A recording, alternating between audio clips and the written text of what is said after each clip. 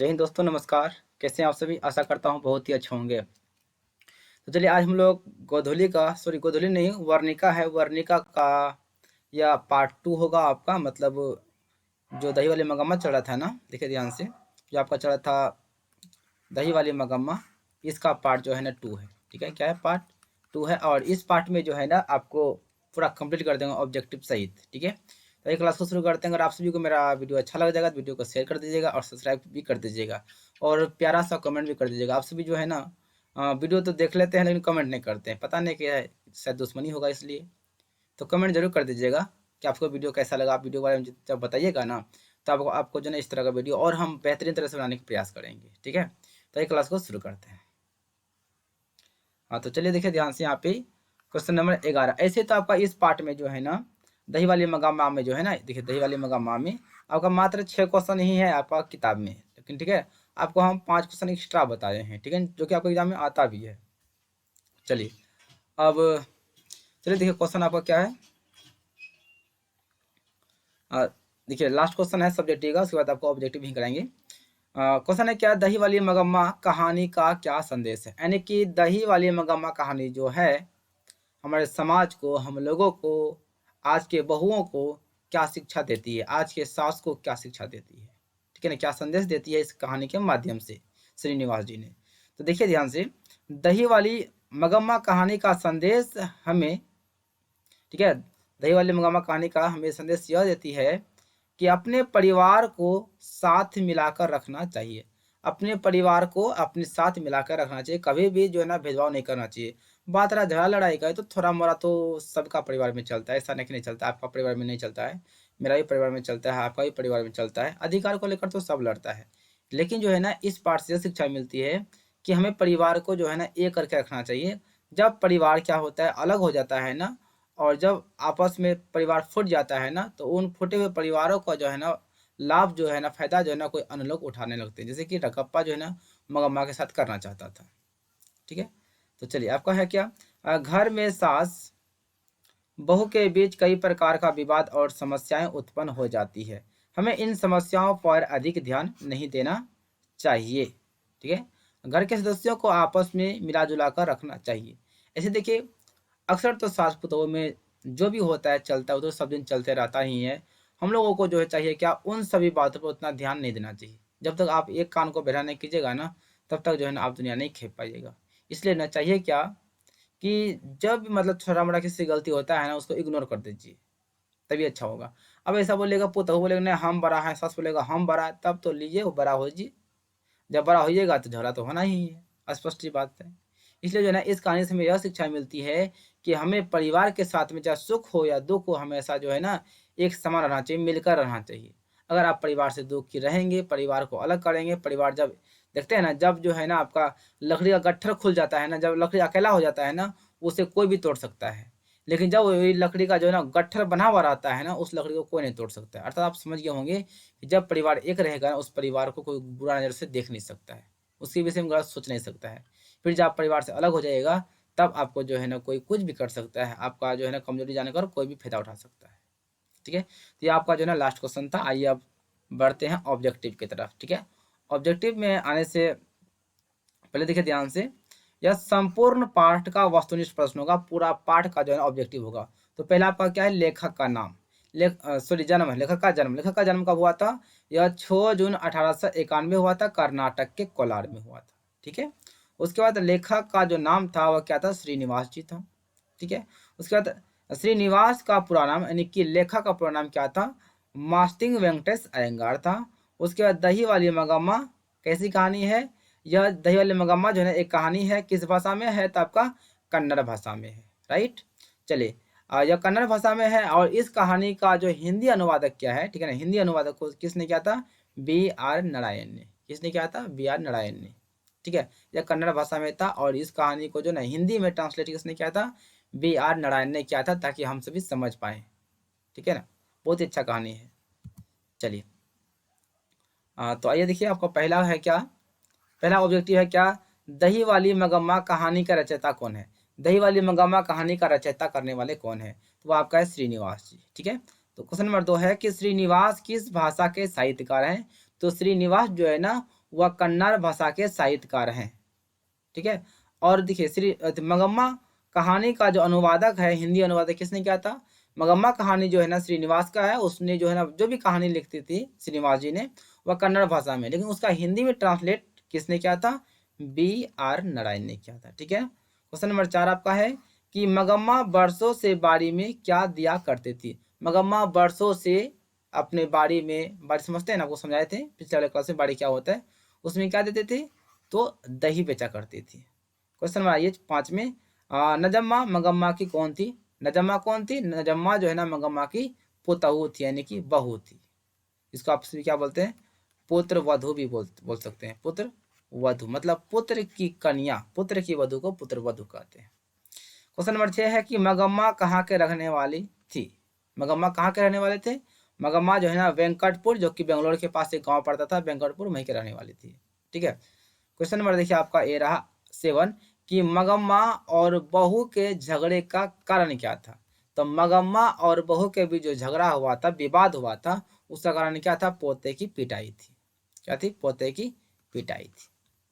Question number 8, दही कौन बेचा करती थी? तो दही तो मंगम्मा बेचा करती थी, तभी तो इसका नाम क्या रह गया? दही वाली मंगम्मा। इसका मतलब हुआ दही वाली मंगम्मा कहानी का प्रमुख पात्र कौन था? मंगम्मा थी। क्वेश्चन नंबर आइए 9 में, मंगम्मा के गांव में जुआरी, या जवारी हो गया, जुआरी, बड़ी रहो जुआरी। मंगम्मा के गांव में एक लंपट शराबी जुआरी कौन था? तो वो आपका क्या था? रगप्पा था, जो कि मंगम्मा से धन चाहता था, जहां तक कि शादी भी करने चाहता था, है ना। क्या बोलते थे? मंगम्मा तुम कितनी अच्छी लगती हो देखने में। सोचिए ऐसा ऐसा कोई कोई गैर मर्द बात कर सकता है क्या? उसका मन में गलत जब तक भावना नहीं है तो क्या कोई ऐसा कर सकता है? कभी नहीं कर सकता है। क्वेश्चन नंबर 10 पाइए, झगड़ा करने से क्या बढ़ती है? उम्र बढ़ती है। ठीक है ना। क्या है? झगड़ा करने से क्या बढ़ती है? उम्र बढ़ती है। यह जो न श्रीनिवास जी ने मंगम्मा को कहती, मंगम्मा जितना झगड़ा होता है ना उतना उम्र बढ़ती है। ठीक है ना। चलिए क्वेश्चन नंबर आइए 11, सास बहू की लड़ाई में मंगम्मा के बेटे ने किसका साथ दिया? जब सास और बहू के बीच में झगड़ा हो रहा था ना, विवाद हो रहा था ना, तो बेटा जो था मंगम्मा का किसका साथ दिया था? वो अपना कन्या का साथ दिया था, यानी कि अपनी पत्नी का साथ दिया था। और भाई अक्सर जो है ना सबको साथ देता ही, खाली हम नहीं देंगे, क्या पता हमको भी देना पड़ जाएगा। ठीक है ना। लेकिन अक्सर जो है ना बेटा अपना कन्या का ही साथ देता है। 12 आइए, 12 क्या है? बहू ने सास से समझौता कैसे कर लिया? तब बहू ने सास से समझौता एक प्रेम से कर लिया। किससे? प्रेम से कर लिया। क्वेश्चन नंबर 13 है, लालची और लंपट किस्म का व्यक्ति कौन था? तो लालची और लंपट किस्म का व्यक्ति कौन था आपका? रगप्पा था, जो कि मंगम्मा के ही गांव का रहने वाला था। चलिए आगे बढ़ते हैं। चलिए यहाँ पे चलिए क्वेश्चन नंबर 14 है कि इस कहानी का, ये इस कहानी की कथावाचिका, या थोड़ा मिस्टेक हो गया है, कथावाचिका कहाँ रहती है? इस कहानी का जो कथावाचिका है श्रीनिवास जी, उसका घर कहाँ में है? तो वह जो है ना बेंगलोर में रहती है। क्वेश्चन नंबर 15 है कि मंगम्मा अपना सुख दुख किसको सुनाती थी? मंगम्मा जो है ना अपना सुख दुख जो घर में बीतता था बेटा पुतों के प्रति, जो झगड़ा लड़ाई हुआ करता था, वह किसको सुनाती थी? वह जो ना श्रीनिवास को सुनाती थी। उसका वही ना सहेली था जो दही बेचने के लिए जाती थी। हाँ ये भाई 16 में, अवलूर के पास कौन सा गांव था? तो अवलूर के पास एक वेंकटपुर गांव था। इसी वेंकटपुर की रहने वाली कौन थी? मंगम्मा थी। क्वेश्चन नंबर 17 है कि दही लोगी माँ जी किसने कहा? तो मंगम्मा ने बोली माँ जी दही लोगी। इसका मतलब हुआ मंगम्मा जो है ना श्रीनिवास को क्या कहती थी? माँ जी कहती थी। 18 में है, दही लेने के लिए किसने हाथ फैला दिया? दही लेने के लिए किसने हाथ फैला दिया? तो श्रीनिवास का बेटा, यानी कि लेखक का, लेखिका का जो बेटा है उसने हाथ फैला दिया। श्रीनिवास का बेटा बोलता हाँ दो, ऐसे हाथ फैला दिया, तो गाढ़ा ऐसा प्यारा सा दही जो ने उसका हाथ में डाल दिया। और क्या बोला मंगम्मा ने? माँ जी बेटा तो सोने जैसा पैदा किया, लेकिन क्या पता जब तक बच्चा है तो बच्चा भी मामा करते हुए जा रहा है आपके पीछे, लेकिन जैसे ही बड़की माँ आ जाएगी, बड़की माँ समझते हैं ना, हाँ सही समझ रहे हैं, कन्या को बोलते हैं, जैसे कन्या आ जाती है ना तो बेटा ना उसके पीछे चला जाता है, पता नहीं कौन सा जादू मंत्र कर देती है। ऐसा मंगम्मा का कहना था। 19 में है, माँ जी सोने जैसा बेटा पैदा किया है किसने कहा? तो मगम्मा ने कहा। क्वेश्चन नंबर 20 है कि मगम्मा श्रीनिवास को क्या कहती थी? तो मगम्मा श्रीनिवास को माँ जी कहती थी। 21 में है मगम्मा की बात कितनी सच है? तो मगम्मा की बात जो है ना 16 आना सच है। कितना सच है? 16 आना सच है। अगर इसमें आपसे अगर आपसे पूछ ले कि 5 सुपारी कौन खाते थी? तो 5 सुपारी मगम्मा खाती थी और श्रीनिवास जी भी खाती थी 5 सुपारी। ठीक है। क्वेश्चन नंबर 22 है कि पति को बस में करने के लिए मगम्मा ने कितने तरीके बताए थे? तो पति को बस में करने के लिए मगम्मा ने 3-4 तरीके बताए थे, जिसमें से कुछ मुझे याद है वो हम बता देते हैं। मगम्मा क्या कहती थी कि माँ जी अगर पत्नी पति को अच्छे से मानेगा ना तो पति जो है ना कुत्ते की तरह, जो है ना घर वाला कुत्ते की तरह घूमता है। अगर पति आ जाए ना माँ जी, तो अगर आपका मन दुखी भी रहेगा ना तो खुशी खुशी उससे बात कीजिएगा। और जब जब तक पति घर में नहीं है, ऑफिस गए हैं, तब तक तो आपके लिए जो पहने हुए हैं ना तो यह सब आपके लिए ठीक है। लेकिन जैसे पति देव का आने का टाइम हो जाएगा ना, तो झमकवा सब कपड़ा पहन लीजिएगा, अच्छा पहन लीजिएगा, ताकि उसका मन को जो है ना आप मुँह को रखिएगा, ताकि आपका मन से जो है ना आपके ऊपर से उसका मन हटेगा नहीं और आपको अच्छा प्यार करेगा, अच्छा से मानेगा। नहीं तो आजकल मर्दों का क्या पता है, जो लड़की जो मौगी अच्छा है उसके पीछे चला जाता है ना। ऐसा जो है ना मगम्मा कहना हम नहीं कहते, मगम्मा कहती है। ठीक है। तो फिर मगम्मा क्या कहती है? हाँ, तो इसमें भूल गए कि बताने के लिए, तो बोला अच्छा अच्छा कपड़ा पहन के रहना चाहिए। उसके बाद अगर खाने की बात है ना तो उसको अच्छा अच्छा पकौड़ा वकौड़ा अच्छा से खाना खिलाइएगा। उसके बाद अगर बाजार से कुछ मंगाना है तो एक बार ही मंगा लीजिएगा, बार बार मत मंगाइएगा, वो नाराज हो जाएगा। तो पति देव को नाराज कभी नहीं करना है। ठीक है ना। अगर दुकान जाइएगा कुछ पैसा बच भी जाएगा ना तो पाई पाई जोड़ के उसको हाथ में पैसा थमा दीजिएगा, ताकि उसको लगे कि मेरी पत्नी जो है ना हमें खूब मानती, मेरा खूब ख्याल रखती है। इसलिए अगर अगर आप छात्राएं हमें देख रही हैं तो आपको इतना मंत्र रखना पड़ेगा दिमाग में। ठीक है ना।